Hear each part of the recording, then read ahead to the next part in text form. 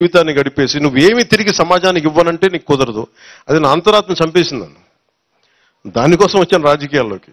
పదవి రావచ్చు, రాకపోవచ్చు, గెలవచ్చు, ఓడిపోవచ్చు. ఈరోజు గెలవచ్చు, కానీ నాకు ఈ రోజున ఉప ముఖ్యమంత్రి కావచ్చు. కానీ నేను ఎప్పుడు ఒకటే మనిషిని. ఓడినా గెలిచినా పదవి ఉన్నా లేకపోయినా నేను ఒకటే వ్యక్తి. అది మారదు. 2014లో కూటమి గెలిచినప్పుడు నేనేం ఆశించలేదు. అందరి కోసం పనిచేసి పెట్టాను. రాష్ట్ర ప్రభుత్వం బాగుంటుంది, ప్రజలు బాగుంటారు అనుకున్నాను. ఆ తర్వాత మీకు పర్యావసనాలు తెలుసు. 2019లో ఒంటరిగా పోటీ చేశాం, నలిగాం, ముందుకెళ్ళాం, నిలబడ్డాం. 2024కి ఎలక్షన్ రిజల్ట్స్ వస్తూ ఉన్నాయి. మీరు మాట్లాడుతున్న మైక్ ఇచ్చానా?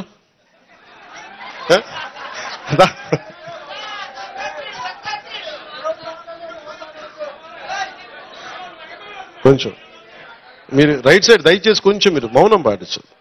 ఎందుకంటే మీరు మాట్లాడుకునే కడిగితే మైక్ ఇస్తాను, నేను కూడా వింటాను. మైక్ పంపించాడు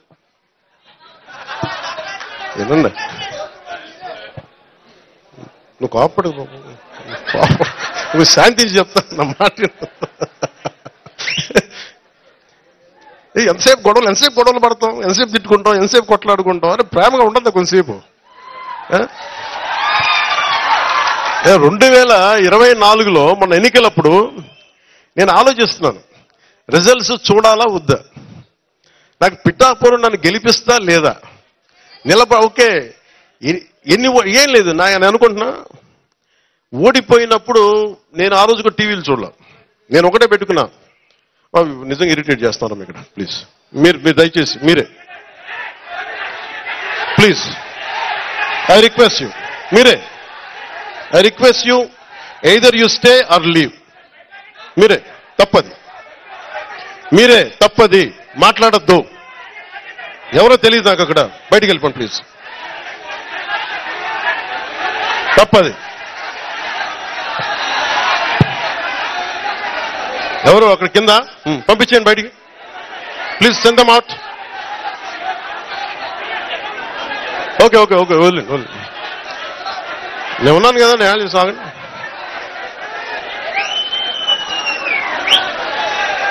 ఓకే దయచేసి కూర్చోండి. ఓకే దయచేసి కూర్చోండి. Either you maintain silence or please. Okay అమ్మా దయచేసి ఓకే వదిలేండి.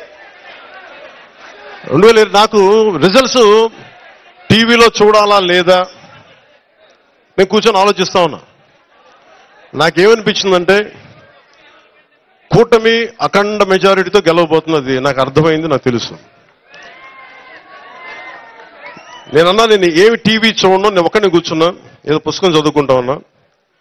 ఎవరన్నా సరే వచ్చి నాకు చెప్పండి, మనం కూటమి గెలిచింది,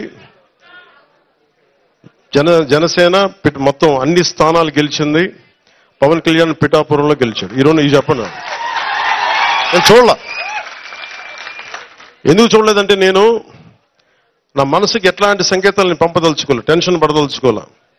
నాకు అనిపించింది నా కర్మ నేను బాగా చేశాను, నా బాధ్యత నేను సరిగ్గా నిర్వర్తించా. వెనకడుగు ఇలా నిలబడ్డా. భగవంతుడు నా చేతులు ఏదిస్తే అదే అనుకున్నాను, కానీ అఖండ విజయం ఇచ్చాడు భగవంతుడు. ఇదే పిఠాపురంకి వచ్చి నేను సనాతన ధర్మాన్ని చాలా బలంగా పాటించే వ్యక్తిని, చాలా బలంగా పాటిస్తాను. అలాగే అన్ని మతాల్ని సమానంగా గౌరవించాను.